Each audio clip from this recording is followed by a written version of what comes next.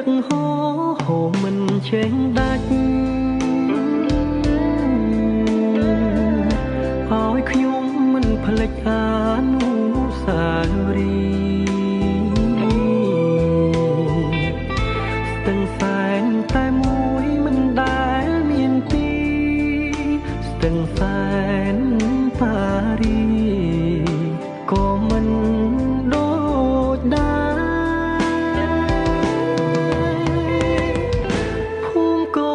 ភូមិគង់និងភ្នំសនទុក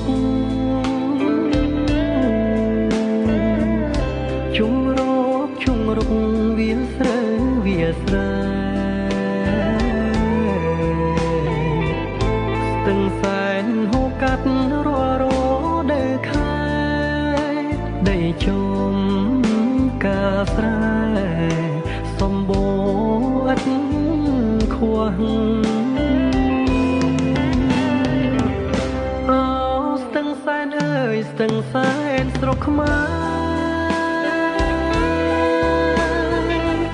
ខ្ញុំយំឥតឡាយចង់ឃើញនាងណាស់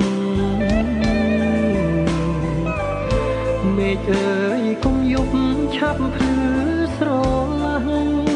ឲ្យខ្ញុំសង់ផ្ទះនៅមាត់ស្ទឹងសែនស្ទឹងសែនប៉ារីសប្បាយមែនពិតតែពុំដូចចិត្តដែលខ្ញុំប្រាថ្នាខ្ញុំចង់រួមឲ្យស្គាល់ភក្ត្រាដងស្ទឹងស្នេហាស្ទឹងសែនខ្មែរអើយ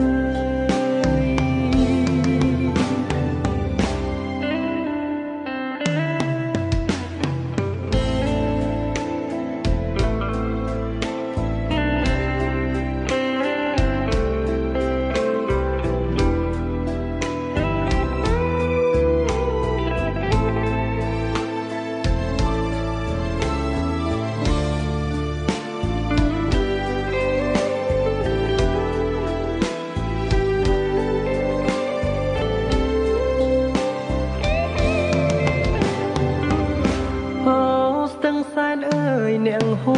រឥតឈប់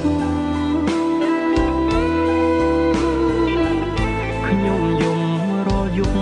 ចង់ឃើញនាងណាស់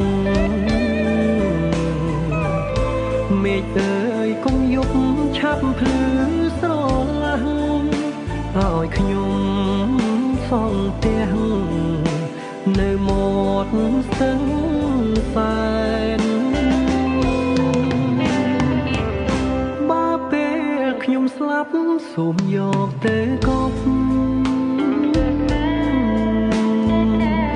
ឲ្យសាជាសពនៅមាត់ស្ទឹងសែនទឹកដី